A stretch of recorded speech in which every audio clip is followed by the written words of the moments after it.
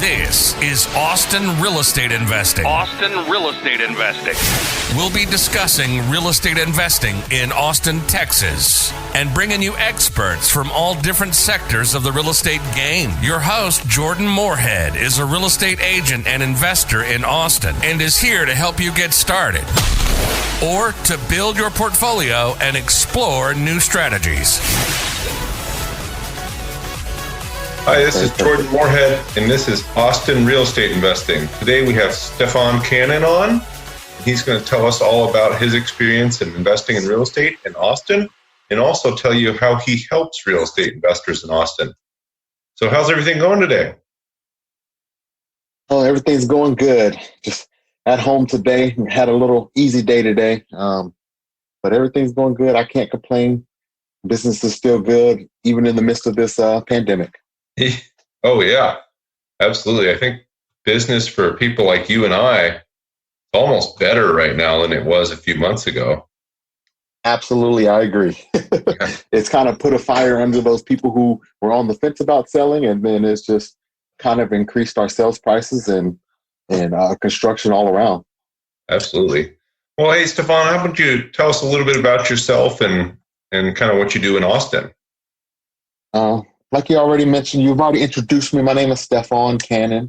I'm the owner and operator of two companies here in Austin. I own Texas Home Buying Networks for purchasing and remodeling properties.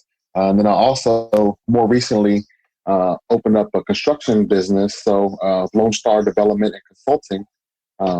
We work with new investors as far as on the construction side and consulting for new investors who don't know how to go through the process of doing a flip. So kind of like the gurus out there, except for that we're actually local and we'll hold your hand through the whole process. We don't get paid unless you get paid type of thing. So that's awesome. That's a huge value add, man. I mean, I think so many people are trying to get into the game, and that's something I do myself. So I help people get started. But, unlike you, I don't know too much about the construction side. So I know about real estate sales, and I can help people there, but that's why you got to have great people around to send them to help with construction. So that's how Stafone and I got to know each other, actually, is he's doing a rehab project on a duplex of mine, and it's looking great so far. It didn't look so great when we got started. It was kind of rough. Yeah, it was definitely rough. But that's typical of Austin. You want to get those gems and you want to polish them up, and like you said, constructions is, pretty much the only way you're going to make significant amount of money off your property that you're buying. You can easily buy a property and maybe sell it for about $10,000 higher in a month or so. But, after you factor in your closing costs, you kind of didn't really make anything. So construction is the number one guaranteed way to add value to your property and be able to get your money back out of it.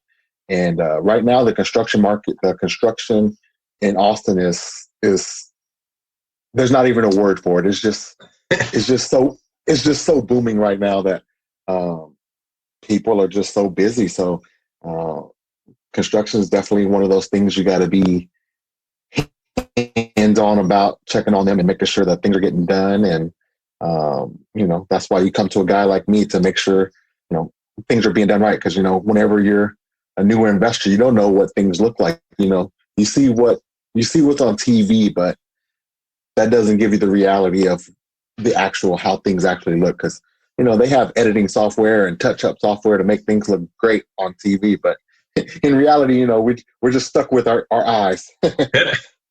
Yeah, absolutely. So everybody I talk to that's newer, and the only way I've gotten great returns in Austin is taking on bigger rehab projects. And I think you said it right. You can make a little bit of money by taking on a light project, maybe prettying it up just a little bit. But if you really want to make great returns in this market in Austin, Texas, you need to do bigger rehab.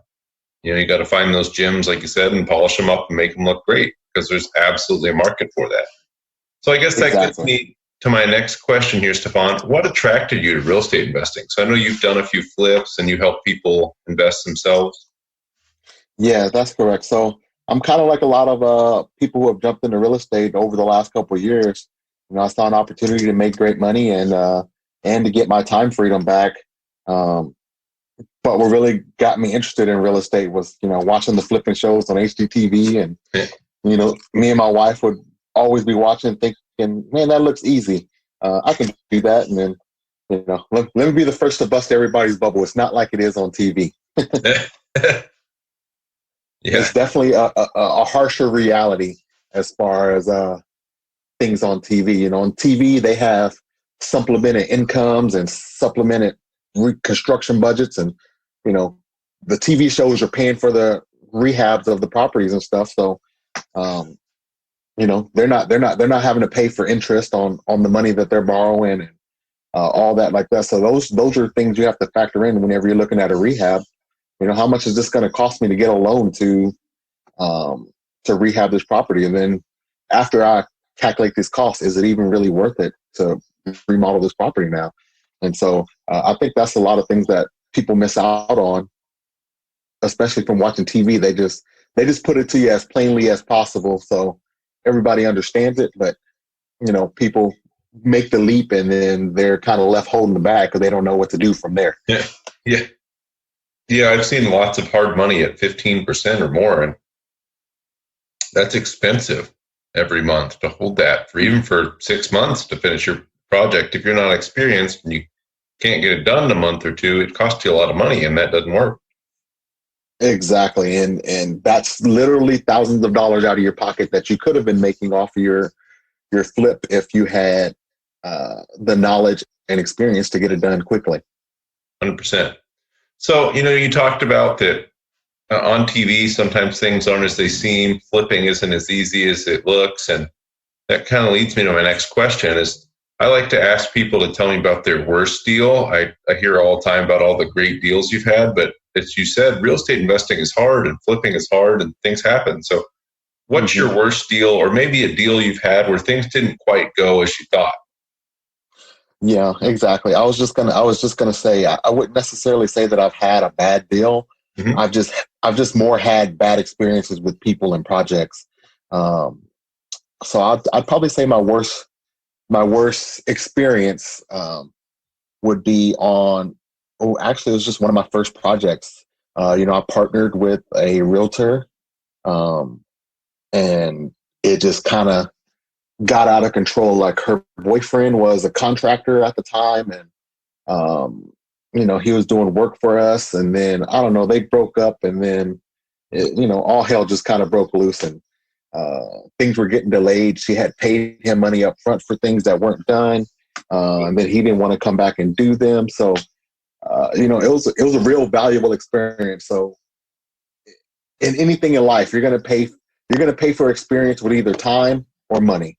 So, there's no getting around it. No matter what you do in life, you're either going to be paying for it in time or money. And so on that one, I ended up paying with time and money. But, we didn't take a huge loss or anything. It was more than anything a valuable learning experience of how to structure partnerships better, to define everything. And then, for her failure to perform, what the penalty should have been, and things along those lines. So now I know I have the blueprint all laid out for anybody who wants the blueprint of how to do a joint venture with someone, or how to, on the same note, how to manage a contractor, because that's the biggest point you're going to lose money on. If you have someone who said they're going to come on Tuesday and they don't come till Thursday, then, that's 2 days loss right there that you're paying interest on.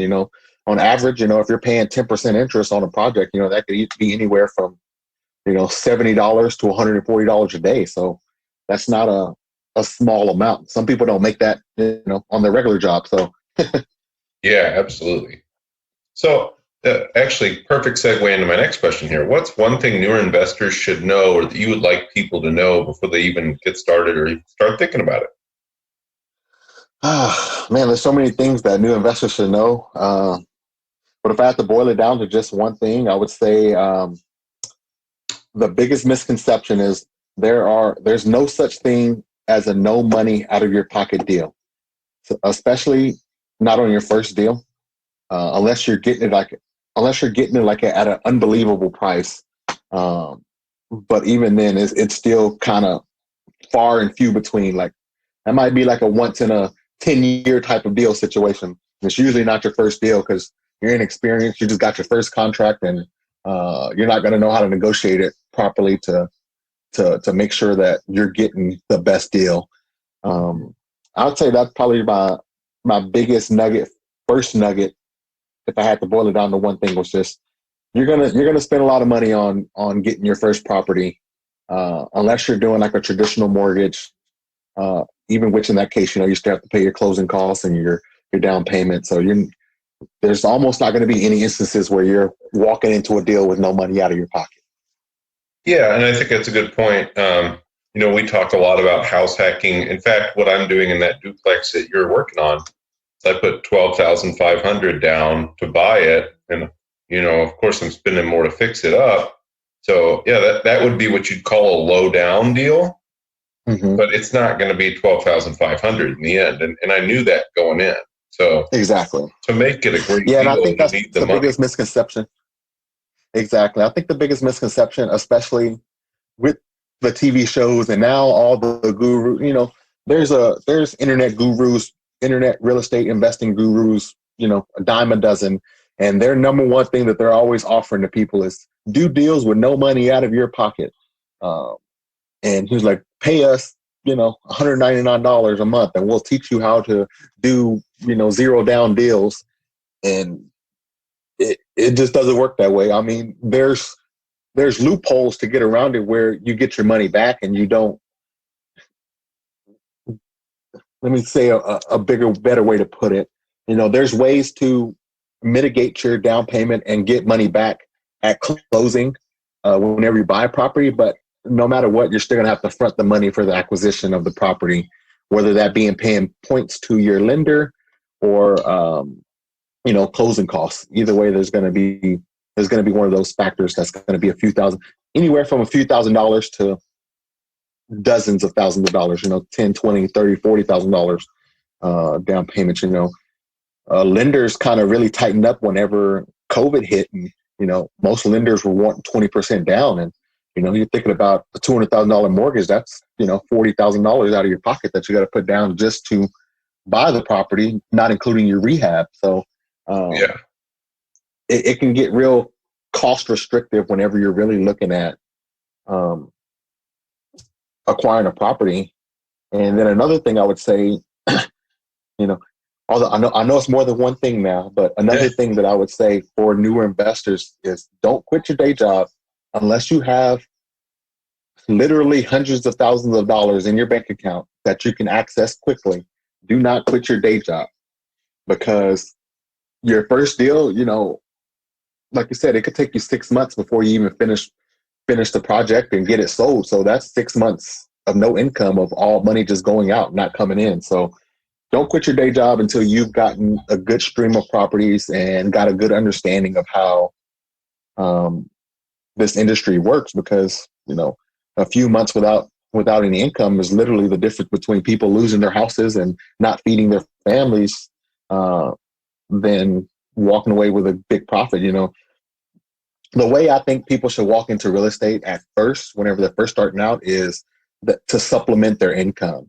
Sure. Meaning, work your day job, work your 9 to 5, hire someone like me, or, even just a general contractor that you can work with to remodel your properties. Go check on them every day after work, or once a week, whatever your schedule allows you to. But don't quit your job until you've done a couple flips and you know how the industry works. Because once you quit your job, then all the pressure's on to. It's one of those things. It's like when you don't want it, you feel like everything is coming at you, and then when you want it badly, it's like everything dries up and it's not as abundant as you thought it was. Because I'll tell you, whenever I quit my job, I had like 3 projects going on at one time. And, in real estate, you make money off of your next deal. If you don't have another deal lined up,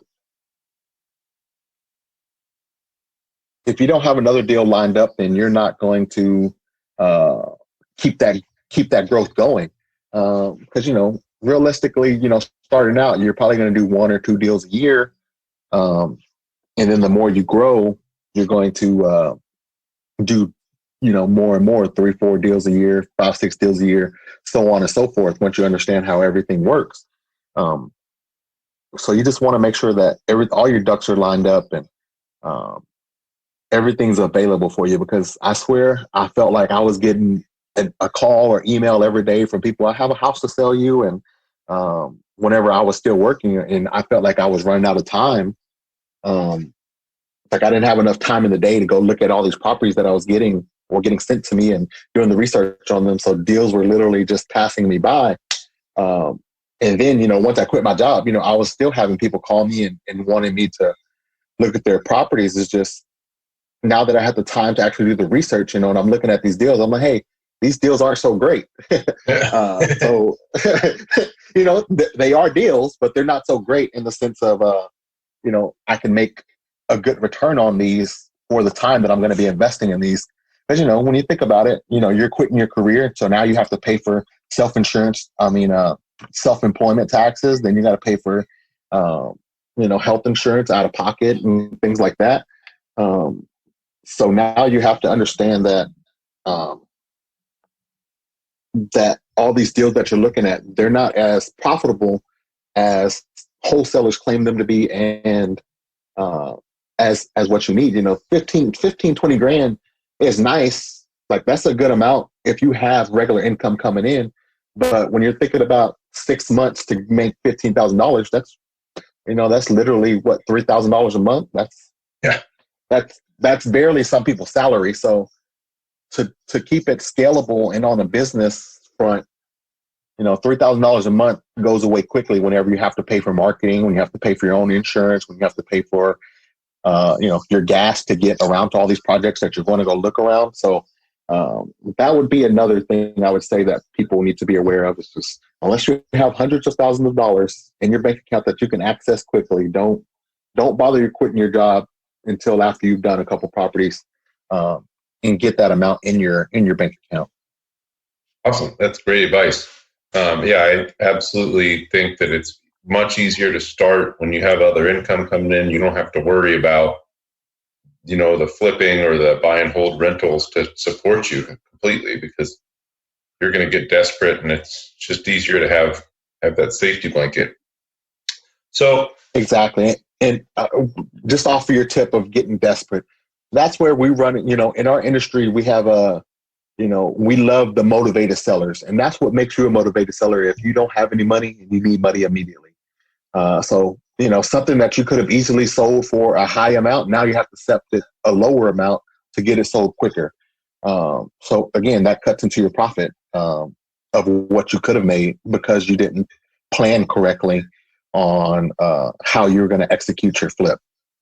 Absolutely. Oh, that's great advice. So what's your best mindset advice, Stafone? So I know let's say with flipping or construction, things just go wrong. It's almost the rules. If it can go wrong, it probably is going to go wrong. So how do you keep a good mindset and just keep positive? The one thing that you have to realize in real estate, like you said, things are going to go wrong no matter what. It doesn't matter who you're dealing with or what you're dealing with. Things are going to go wrong if there's an opportunity for them to go wrong. The most important mindset to have is to have like a strong will and a no quit attitude. It's kind of a requirement in the real estate industry, whether you're on the investment side or on the traditional retail side. You got to have thick skin if you're going to be in this industry, because you're going to run into a lot of people who just flat out tell you no. And so if you're one of those people who get discouraged when someone tells you no, real estate's probably not your industry, unless you have a tolerance to where you can accept it and move on and move on to the next person who's going to tell you no. Because you're going to get a lot of people who say no, and you're going to get a lot of people who even say ugly things to you. And you just can't take it personal, especially in real estate. I can't tell you how many times, man, I've sent out mailers or I've knocked and then, I get people, man, you're the scum of the earth. You're ruining Austin by making properties pretty for other people to move in from out of state, or you're ruining our community by raising the prices in the neighborhood. And my reply always to that is like, I understand. I was like, but this is happening whether I'm doing it or not. So, this is the industry that I've chosen to be in. And so you gotta be able to take those harsh comments and keep on trucking and not let it affect how you work, because you're gonna get more naysayers than you get yay sayers. Oh yeah, absolutely. Especially when you're in Austin in what used to be the more affordable neighborhoods. I'm sure people don't really like hearing from you wanting to buy their house and make it nice and expensive. So I get that. Exactly. And so I was born and raised in Austin. So I was born and raised in East Austin. So, you're thinking back to even just 10 years ago, you could easily find houses for $50,000, $60,000, $70,000. We had a house built in 1993, my mom's house. And I think brand new, like having it built, and the lot price, I think we're all in like around like $72,000. Oh. And not only that, but Austin, like the city of Austin, like funded the whole project. Like we didn't have to pay any money down, and Austin built and provided the mortgage for the property and like everything. So Austin wasn't, we're not too far off from when Austin wasn't a very desirable city to be in. And of course, we had some people who had vision and changed the way that Austin was viewed. And we have a lot of activities to do here, and those activities have always been here. It's just no one ever utilized them. So, I guess Austin got a good PR guy. Yeah, that's for sure. I'd to say out all the stuff in Austin. About half or more of the calls I get on a daily basis as a real estate agent are people not in Austin that have heard about it and either been here for work or just heard things about how great it is, and they want to invest here and ride the wave. Exactly. And, whenever you're thinking of like a price point, like compared to California, we're literally like 5 times cheaper for the houses. Someone in California can easily sell their house and come buy 5 houses here in Austin, live in one, and just live off the residual of flipping 4 houses at a time every year, So, that's real attractive to people whenever they know that they can get the same style house with, a bigger house with more luxurious things inside of it, more bathrooms, more updated, sometimes even brand new, and have money still in their pocket to do whatever they need to do with. So that's why you get a lot of these people out here, I don't want to say they seem rich, but you got people who have money because, they literally have money from selling a property, and they can buy a $500,000 house and have $500,000 just sitting in their pocket still, and just live off like you said, ride the wave, just living off of that. Absolutely. And that's a good point, because you can also do that buying in Austin. That's part of what I've done, is bought places that need to be fixed up and hold them for a few years, and then take that money and put it somewhere else lower price. So same thing that people are doing from, say, California or New York City moving to Austin. You can do that Austin moving out to, let's say, Bastrop outside Austin. Exactly. So. Exactly. You definitely got to have vision in real estate. You got to have the vision to apply your money and know how to get a good return on it. It's just like anything else in business. You want, if it doesn't make sense, it doesn't make dollars. So you want to make sure that it makes sense, and you're getting the best return that you possibly can out of your money, because money is hard to come, but it's easy to go. Yeah, and, that's for sure. I tell my sellers all the time whenever I'm buying, I buy like a lot of properties from inherited properties from people. And, I tell them, I say, it literally took a lifetime for someone to give you this money. So don't just squander it. They don't ask me for advice, but I always give them my advice anyway. If they give me a hard no, like I don't want to hear it, then I won't tell them. But, I tell them, don't go out, don't sell this house. Don't go buy a brand new car cash. Don't go buy a dozen TVs. Don't go, just pay your debts that you need to pay off, and reinvest your money, because it literally took your mom her whole life to make this house what it is, to where it's, the money is getting left to you. Or even on the flip side, for people whose house it actually is, It took them 30 years to gain that much equity in their house to walk away with, $300,000 after selling their house. It's not a small amount of money, but it goes very quickly. Oh yeah. You can buy a brand new car, $50,000. Now you're left with $250,000. You go buy another house. Now you're left with none, So now you're back right in the same situation that you were. You didn't have no money, but now you just have a different house. So I always tell them to reinvest their money no matter what they're going to do with it, whether it's stocks, bonds, more real estate, anything like that. Just as long as they're getting a return off of their money, then they should be happy. Absolutely. So what's your favorite business or mindset book, Stafone? I don't really have a favorite. I'm kind of one of those guys who takes like tad bits of everything from everywhere. Oh, sure. I don't focus just on like one. I like to keep myself adaptive in the sense of I don't focus on one mainstream ideology because, there's always going to be someone who's on top, like it was, Rich Dad, Poor Dad at first, and then Dave Ramsey. And so I try to take the best pieces from everybody. And even from just like on the traditional real estate side, there's a guy, Josh Altman. He's on a TV show. He's on a real estate selling show. I think it's called like Selling Los Angeles or something like that. Yeah.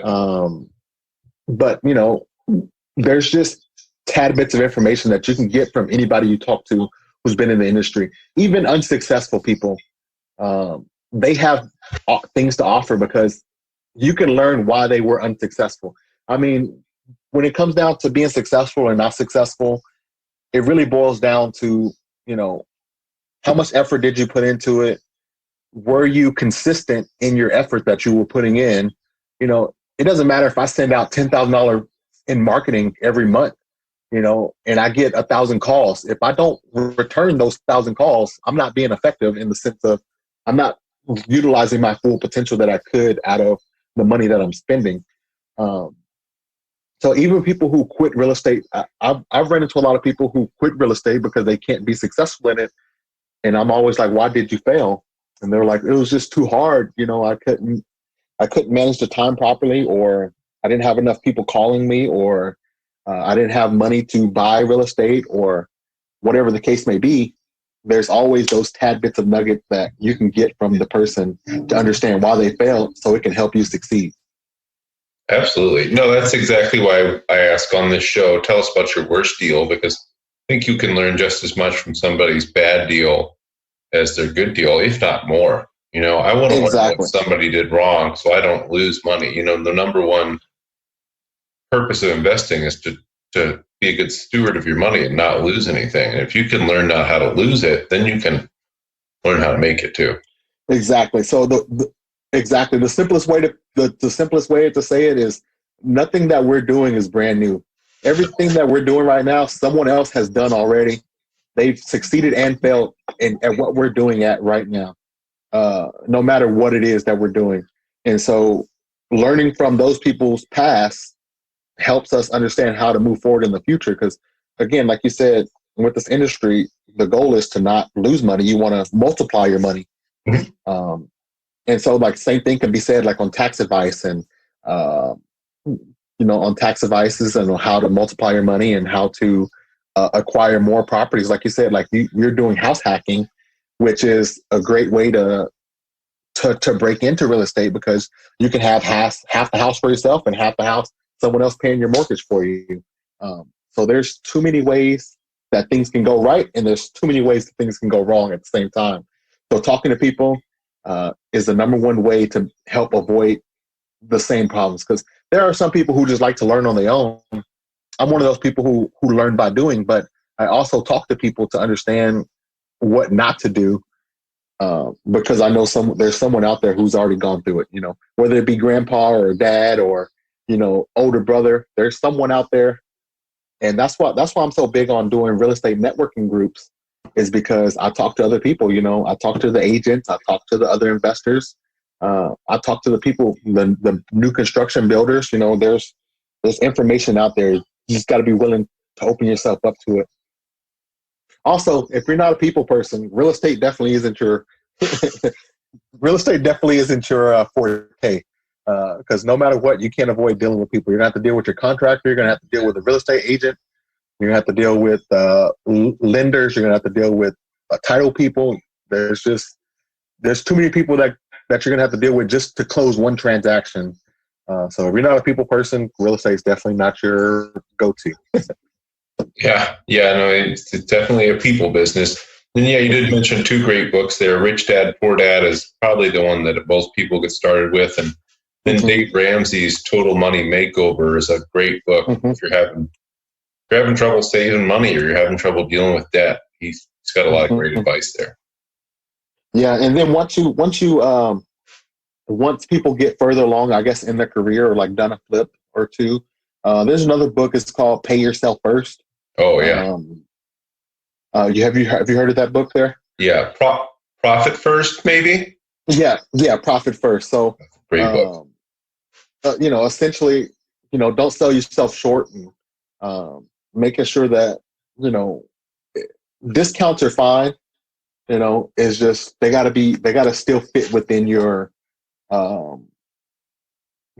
business model to make it. Because if you're giving discounts on every project, you're really just operating a low income business, really. Because you're never gonna get to the point where you can start scaling, because you're always, if you're at a 15% profit margin from what your business model is, and then you start offering discounts, and then you're at 10%.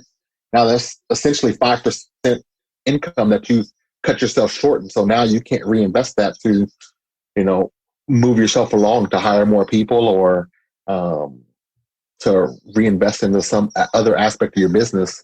Now you're just kind of selling yourself short, and you get kind of constricted to where you are and stuck where you are. Yeah, it absolutely can be a rat race. If you're not making any profit, you really get stuck in just working in the business, not on it, but just working in it all the time. So, Stafone, exactly. I'm sorry, go ahead. I was going to say, and exactly like you said, you kind of get stuck in a rat race and you become an employee again versus, a business owner. Another aspect of investing is to get you time freedom. So, you want to get a team eventually, because, whenever you're making a call, whenever you're calling people, that's time taken away from you not being able to go check on your projects.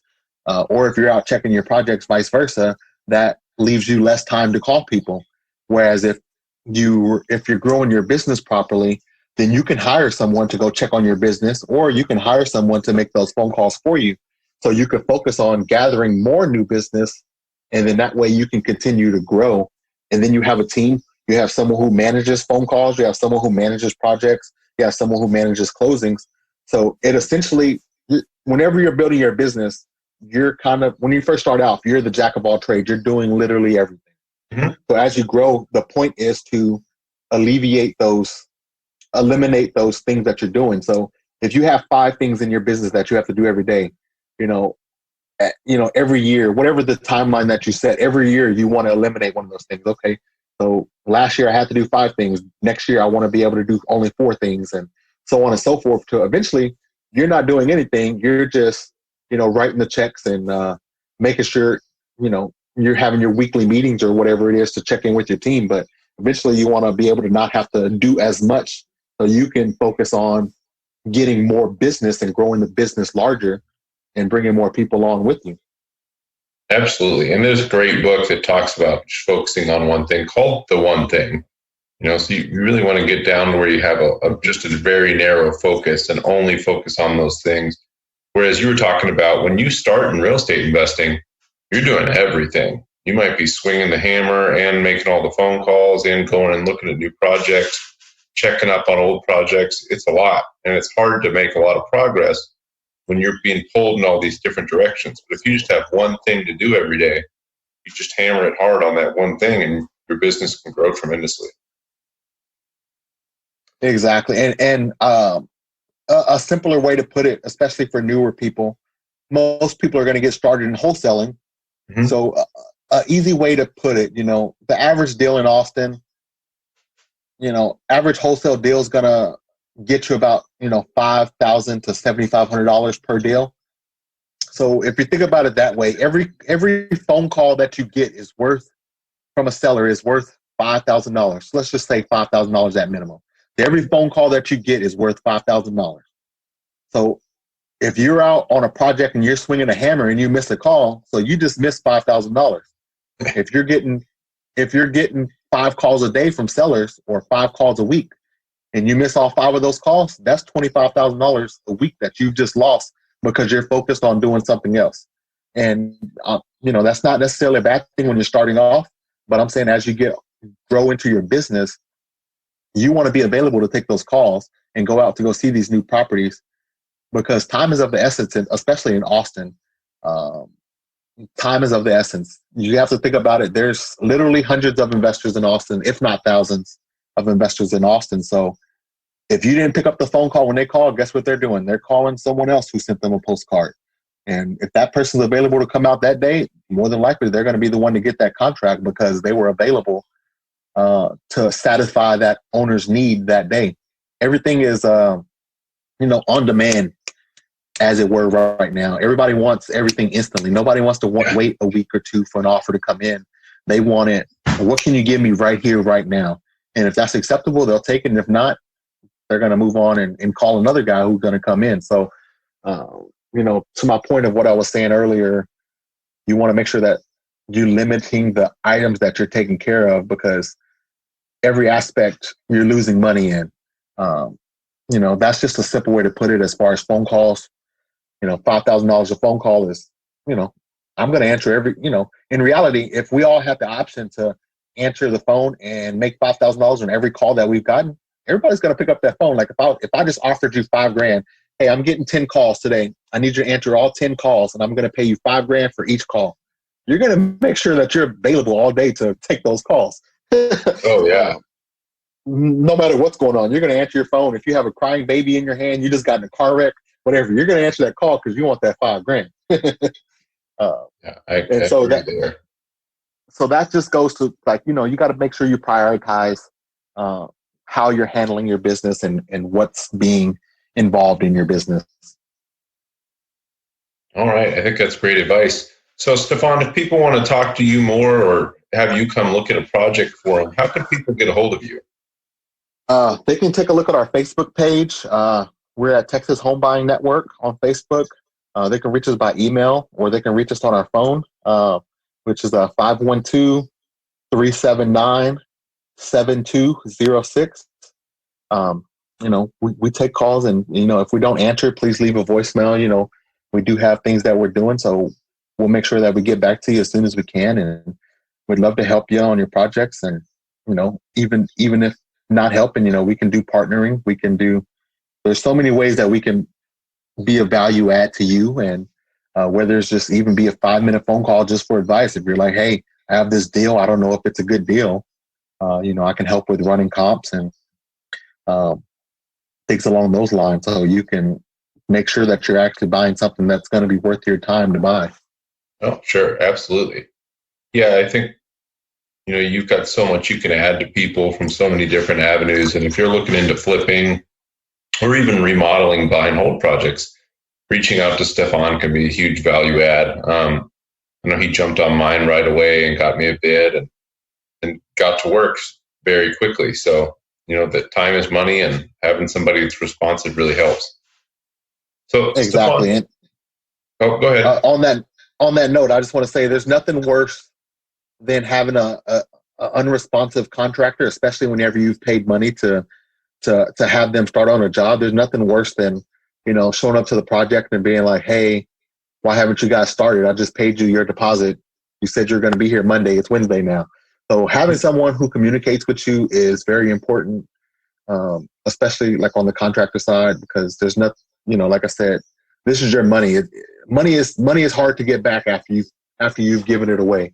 Even if you take them to court and sue, even if you win the case, you can win a judgment all day, but they can't force someone to pay.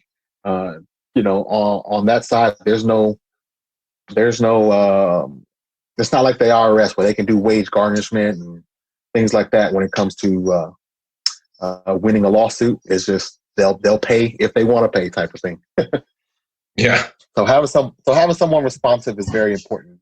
If you can call them at a reasonable time, like if you call them anytime during the day and they answer, that's good. If you're calling them at 8:00 at night, don't expect them to answer. But if you're calling someone like within reasonable business hours, or even if they don't answer and you give them a message and they call you back within the next day, I'd say that's a pretty fair response time, depending on what's going on.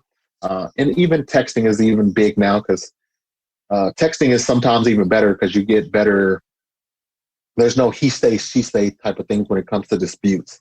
But having someone you could text with or call with and hop on the phone with easily is always important. Awesome. Thank you. So, Stafone, I like to ask people, because we have so many great restaurants here in Austin, and people listening to this podcast are either in Austin or maybe in Austin sometime soon. What's your favorite restaurant in Austin? One of my favorite restaurants. It's the Austin local restaurant. It's not a huge chain. It's Amaya's Taco Village. They have 2 locations here in Austin. They have one in South Austin and one right in Central East Austin by the Mueller development. And it's really good Tex-Mex. They have really good fajitas. They have really good menudo. Some people don't like menudo, but I love menudo, especially on a weekend. They have really good breakfast. They hit all the notes. You could eat there several times a week and not get bored of their foods. So Amaya's Taco Village is my favorite spot.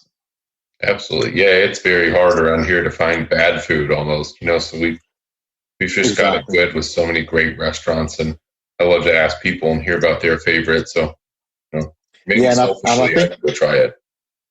Exactly. Yeah. And I think last year, Austin was rated like the #1 taco loving place in America. Like tacos tacos kind of define Austin right now. And Amaya's has really great fajitas and tacos just in general, like puffy tacos, crunchy tacos, soft tacos, whatever kind of tacos you want, they got them there.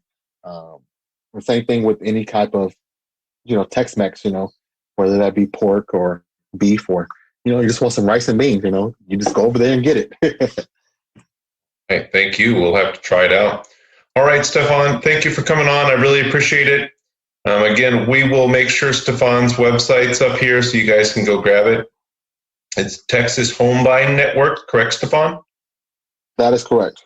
All right. We're currently revamping our site to kind of accommodate our consulting and remodeling side of the business. So we're kind of redoing our website right now. But like I said, you can reach us on our Facebook page, and we're going to have that up. That's already active, and we're going to be adding a new one here pretty soon, and making it more easier to get a hold of us and see some of our past projects and things that we're currently working on and things along that line. All right. Well, thank you so much, Stafone, and you have a great day. Thank you for coming on here again. That's Texas Home Buying Network, and we hope everybody had a great time today and learned a lot. Thank you. You have a great day. Thank you. You too.